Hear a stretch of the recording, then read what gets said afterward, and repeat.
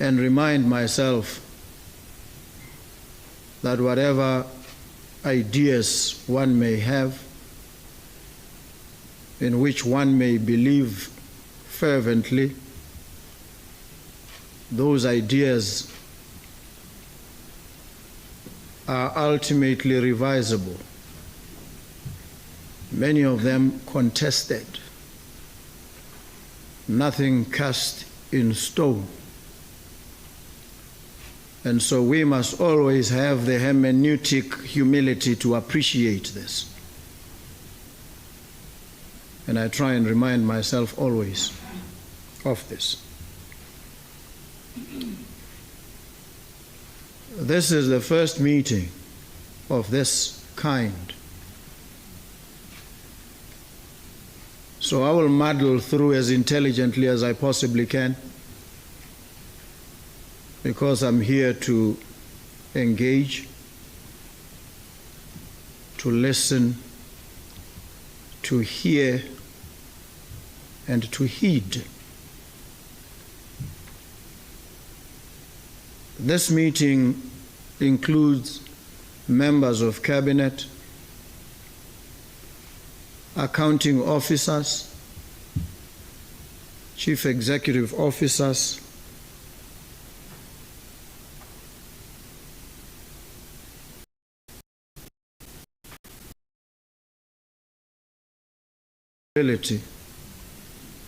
of directing the affairs of this republic. So we will benefit from your insights, that will benefit from your experience, and you will fashion, I hope, appropriate answers and solutions. We will examine our reality. We will wrestle with the is, what presently obtains.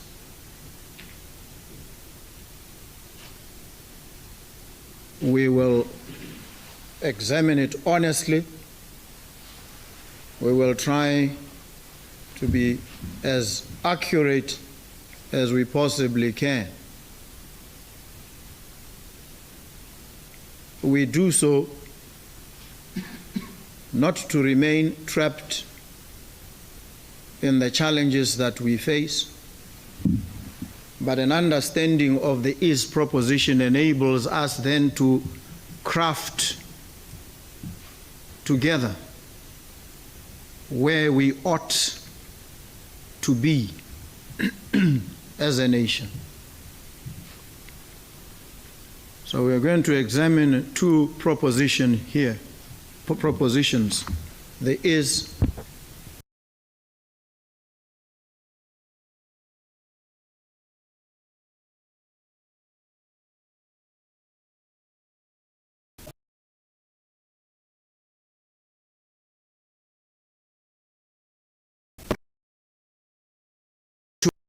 we will and may challenge each other on explanations for why we are where we are. We will also quarrel and argue, fiercely sometimes, on where this country ought to be. And we may settle these two propositions fairly accurately and map out where we believe we ought to be. The real question that we have to grapple with here today is how we get where we ought to be. Now that is a function of strategy. And strategy itself must be informed by a vision.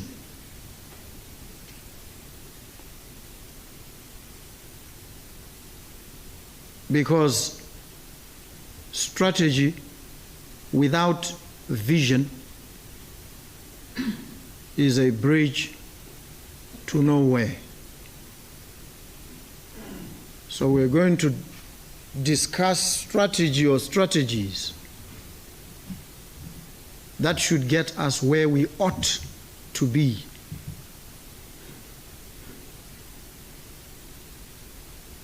And it doesn't go on endlessly. All these things are compressed in time. So the temporal aspect is also very critical.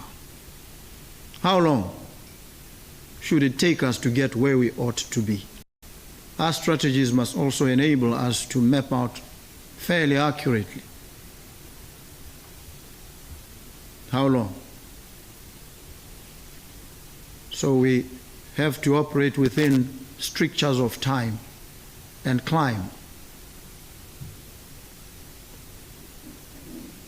And this forces us to take a position on how we relate with the habitual settings of our actions. The institutions that we have now, the personalities that lead these institutions, ourselves included, members of cabinet as well. How do we relate with these institutions that we have? Because they form the habitual settings. We are creatures of habit, all of us. Sometimes we default into deadbeat habit, because that's what we know. That's what we're used to. And anything that pulls us out of these habitual settings unsettles us, takes us out of our comfort zones, leaves us, as Paul Simon says, spinning in infinity. And it can be scary. We are here today to take a stand in relation to these habitual settings of our actions. We can idolize the institutions that we have, we can worship, we can fetishize them.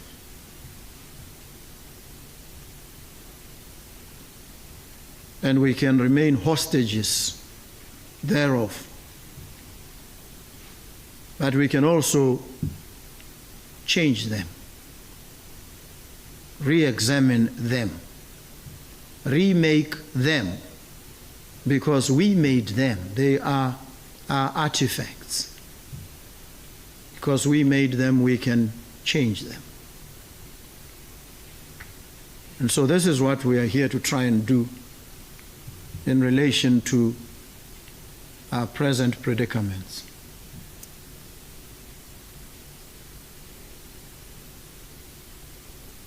We may not be able to direct the wind, but as Dolly Parton says, we can adjust our sails. And so maybe we are here to understand the circumstances of where we are, where we ought to be, and adjust our sails, map out strategies that should take us to the ought.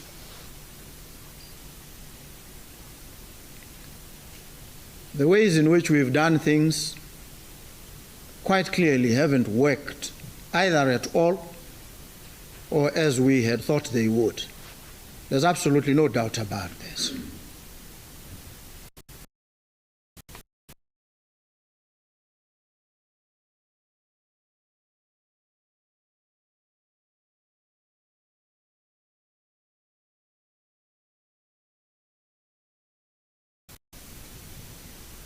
And we are responsible, all of us here, in some shape or form, to some degree. We are all responsible. We are complicit. We played a part, either by commission or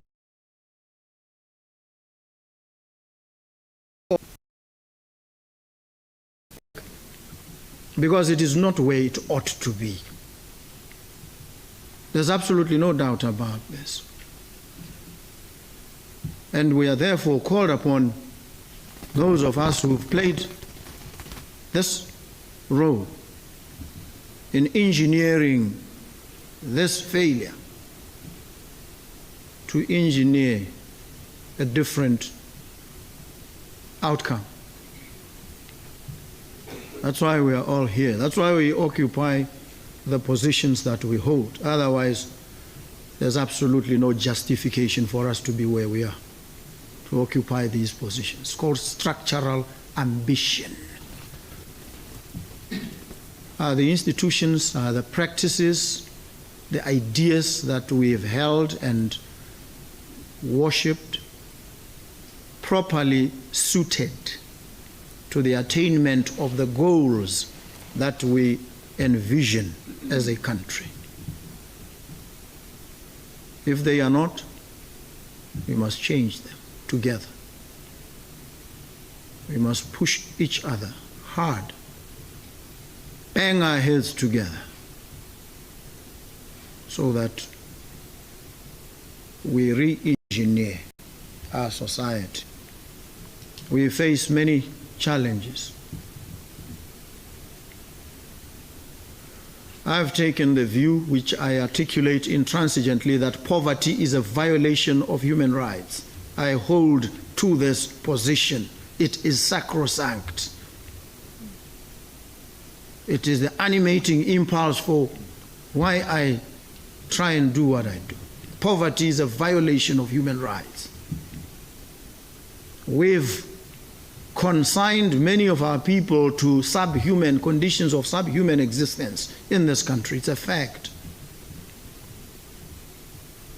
We've failed them, therefore, in the manner that we've done things, the manner that we've conducted their affairs, and in the manner that we've conducted ourselves as well. We've failed them. We must now begin to atone, first by acknowledging honestly that we've failed them and doing the very best we can to correct. And so at the heart of whatever we do are those people. They are numbered, thrown out there at the margins of this economy, in the underbelly of these circumstances. People catching hell on the downside of society. Those are the people about whom we are and ought to be concerned at all times. What are we doing for them? Because everything that we do affects them directly or indirectly. And so the Vice President will lead and direct with his team in this endeavor. And we will engage. We will have to take painful decisions on occasion, in the short term at least.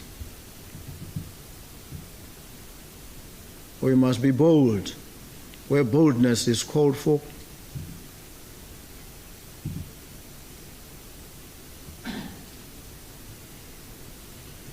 And that verse in the Bible, if I remember it correctly, says, "Be ye as wise as serpents, but as harmless as doves." Martin Luther King Jr. wrote his PhD thesis on this verse. published a book called Strength to Love. He says it calls for it enjoins us to have tough.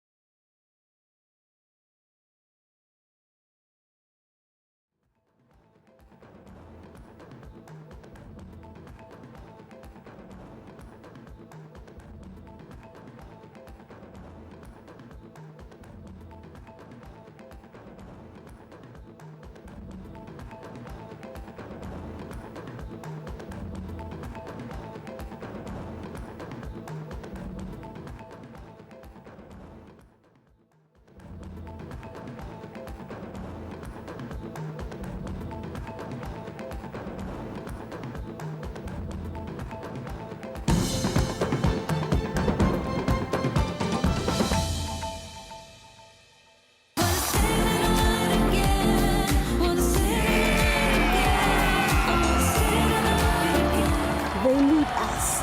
Let's raise our flag and cheer on our champions. Arvai re Morocco. Hola the mares, hola.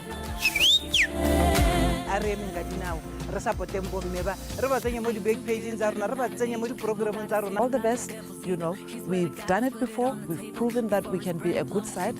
Let's go out there and show Africa hore we can be an even better side. The mares, we have seen your resilience, we have seen your consistency. We are very proud of you, we are rallying behind you, and we will see you in Morocco. Africa is calling, and Botswana is ready. Come to Botswana and unwind. Come to Botswana and explore the beauty of our country. When the dust settles